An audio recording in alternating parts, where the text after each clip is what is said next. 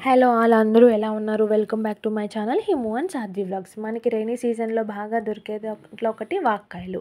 ఆ వాక్కాయలతో పచ్చడి ఎలా పట్టాలో చూసేద్దాము. ముందుగా వాక్కాయల్ని శుభ్రంగా కడిగి ఒక క్లాత్‌లో ఆరబెట్టుకోవాలి.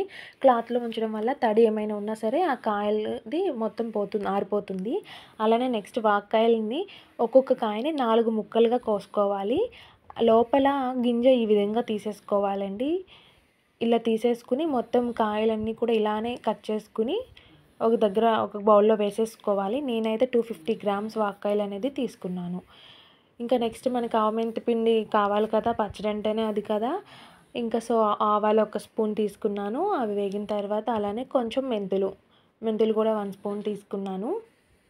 అవి కూడా బాగా దోరగా వేయించుకోవాలండి. దోరగా వేయించేసుకుని పక్కన పెట్టేసుకుంటే సరిపోతుంది. అవి చల్లారిపోతాయి కదా! చల్లారినాక మిక్సీ పట్టుకోవాలి.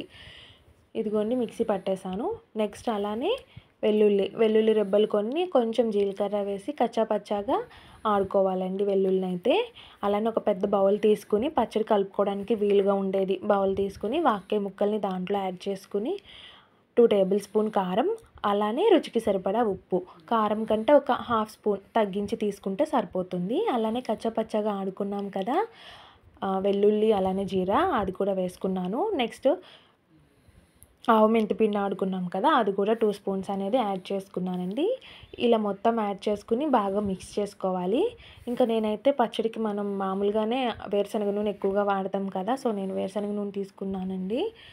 పచ్చిదే వేరుశనగ నూనె తీసుకున్నాను. అది కొంచెం యాడ్ చేసుకున్న తర్వాత నెక్స్ట్ కొంచెం ఆయిల్ హీట్ చేసుకుని దాంట్లో ఇంగువ వేసుకున్నానండి టేస్ట్ కోసం.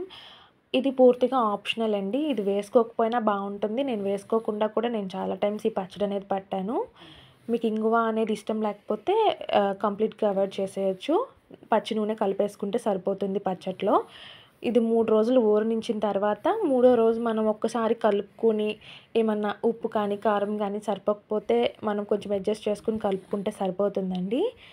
ఇదిగోండి ఇంతే ఇంకా. ఆయిల్ కూడా పెద్ద ఏమి ఎక్కువ పట్టదు.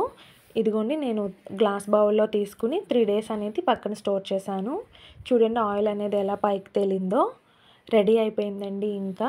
ముద్దపప్పులోకి కూడా చాలా బావుంటుంది. ఎప్పుడైనా ఆవకాయ బదులు ముద్దపప్పు వండుకున్నప్పుడు ఇది కూడా ట్రై చేయండి మీరు. ట్రై చేసి ఎలా ఉందో నాకు కూడా చెప్పండి. కామెంట్ చేయండి.